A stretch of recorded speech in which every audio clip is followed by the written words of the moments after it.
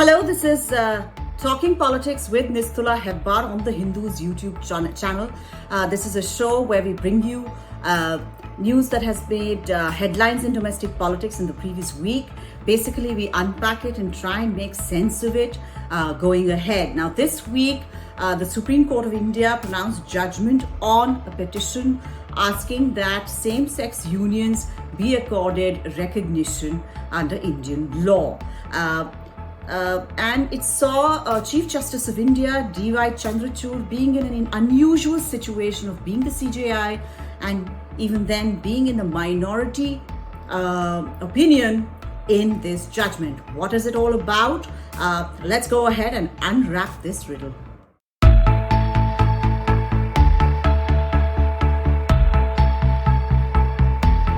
A constitution bench on Tuesday pronounced its judgment on whether or not same-sex unions could be accorded legal recognition under Indian law. The bench basically said that since there was no fundamental or unqualified right to marry under the Indian constitution, the courts cannot intervene because basically lawmaking was in the purview of the legislature, that is Parliament of India. The bench also failed to reach a consensus on providing even long-abiding relationships between same-sex couples the status of a legally recognized civil union, which could have accorded them a few rights here and there. This was despite all five judges on the bench unanimously accepting that it was time to end discrimination against same-sex couples. Now, there were a lot of differing opinions, and you'll have to keep some patience with me because I also took some time to unravel what all these differing opinions mean in terms of what actually same-sex couples and the petitioners got at the end of this judgment.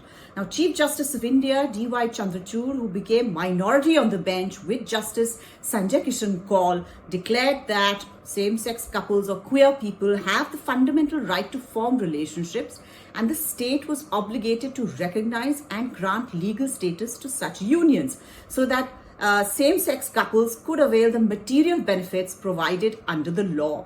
On the other hand, Justice S.R. Bhat and Hima Kohli, in their opinion, backed by a separate one by Justice P.S. Narasimha, to form the majority judgment of the bench, held that an entitlement to legal recognition and the right to union akin to marriage or civil union or conferring legal status upon the parties of the relationship can be only through enacted law. That is, Parliament would have to make a law granting all these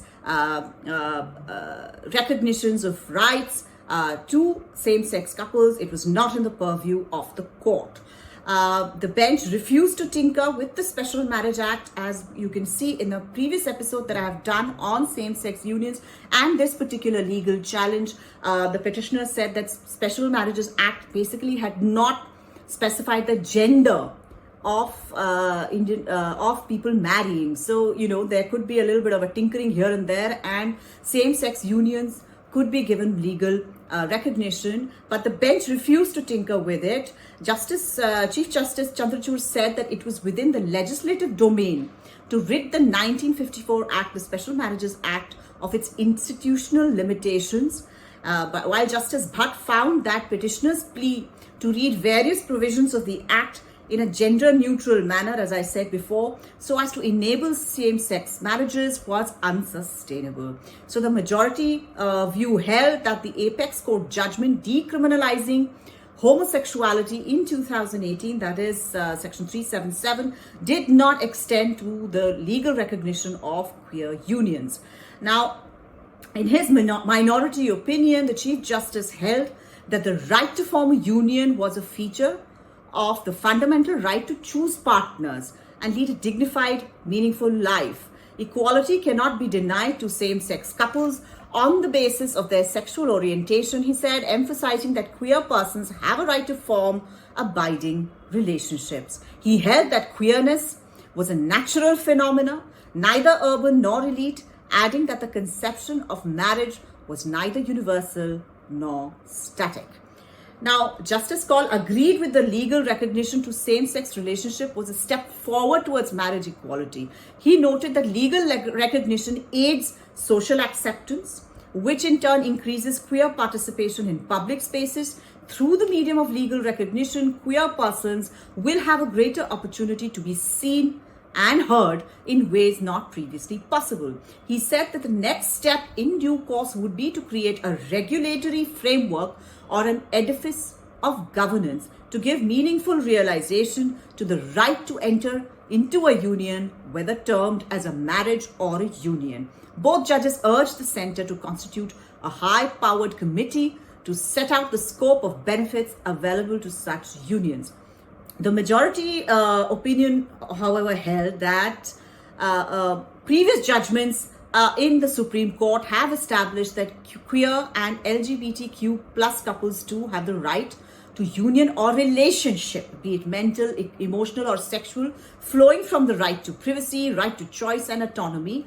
However, this does not extend to a right to claim entitlement to any legal status for the union or relationship. A sequitur to this is that the court cannot enjoin or direct the creation of such regulatory framework resulting in legal status. Basically, they said the fundamental right to form relationships is not part of the Constitution, as the Constitution describes fundamental rights, but fundamental right as a human being to form relationships with the people that you choose to do so. And to basically give it a regulatory framework, it was still the work of Parliament and the legislature to do so. The court could just give these kind of directions. Justice Chandrachud said that the centre should form a committee, give civil union rights at least in terms of, things that, in terms of dispersal of property, etc., in terms of nominating people for generational wealth, wealth that you've created yourself. You can leave it to your partner of whatever sex. And other such things that accrue from a civil union recognition, or even go a step further and say, yes, marriage equality should be there.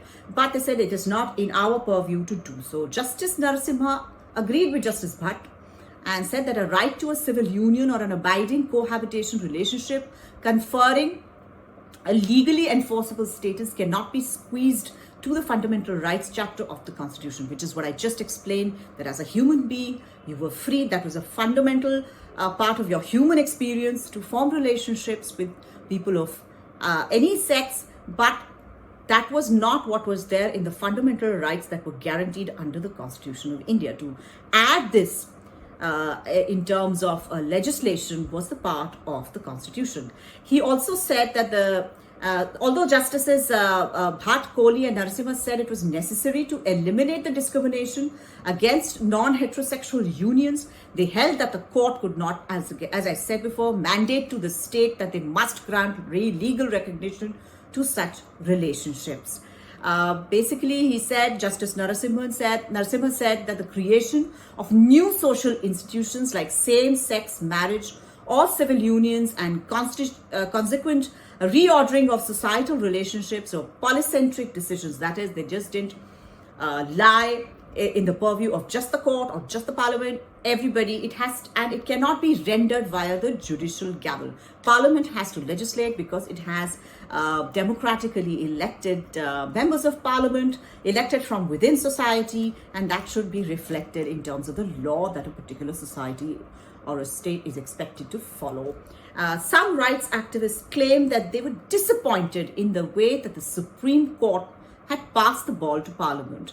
After all of this came out, frankly, basically, that yes, we sympathize with your view. We know that, queer people exist in all stratas of society and cannot be stereotyped as just urban and elite. There are queer people in all strata of society, and the state should do something to recognize the legal union of such relationships, but they said we can't do it.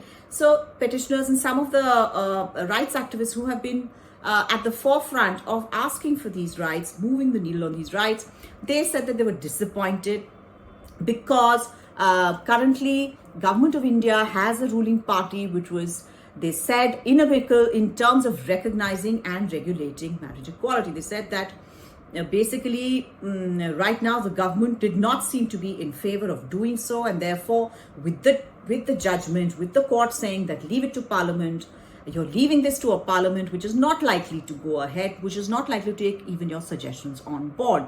Indeed, the RSS, the Rashtriya Swayamsevak Sangh, which is the ideological mothership of the ruling BJP, was one of the first to welcome the Supreme Court judgment, and government sources also termed themselves to be satisfied as the court had reiterated the supremacy of the legislature in lawmaking. Government has always been saying that, a lot of things that should be in the purview of the executive was being taken over by the Supreme Court. In this case, they had no complaints. They said, no, Supreme Court has been absolutely right. It is in the purview of Parliament, the legislature, that should be doing, or the executive, which should be going ahead with something. It is not in the purview of the judiciary, and that has been recognized. So they were satisfied with it. Other rights activists, not everybody, of course, was a little bit disappointed, but there were some who also saw a silver lining in this cloud, a kind of moving of the needle forward, in that there was recognition from the courts that same-sex unions were normal, non-urban, as well as prevalent in non-elite sections of society too. So it was dispersed in terms of its spread and prevalence, and the minority view acknowledged that civil union rights at least could be accorded by the government. There was a very practical suggestion also that came from the court, which said that please form a committee so that such recognition, they can find ways and means of according this kind of recognition to same-sex union. Now, it took decades to read down Section 377, which decriminalized gay sex. And for same-sex marriage rights, the fight is still to continue. Either the government on its own does the needful, or public opinion should force the change, as it did in terms of decriminalizing gay sex. In all, not a very hopeful, optimistic sort of week for rights activists, but many of them are determined to fight on for this very, very fundamental to the human experience right to form relationships and form families with the people they choose. My view, and this is something that I hold close because I have been in favor of recognition of same-sex unions, being given legal rights, etc. Now, my view has always been that rights under marriage should be extended to partners of same-sex unions. Families are always created by blood and love. That no two families are alike. We all find our ways around it. We all have relationships which we jettison throughout our lives, and recognition by the state safeguards individuals' rights within that institution. Say you lose a partner and the families of that partner then kind of completely disregard you, that would be disregarding a very, very important part of your life and getting you out of a particular section of your life which you hold dear, which is fundamental to your life experience. Now, this is a privilege of living in a democratic, progressive society that should accrue to all, regardless of sexual preference. And I, for one, am hopeful that this fight will go ahead and there will be some change coming in the way of Indian society in this matter. Now, this is all I have for you this week. Thank you so much for watching.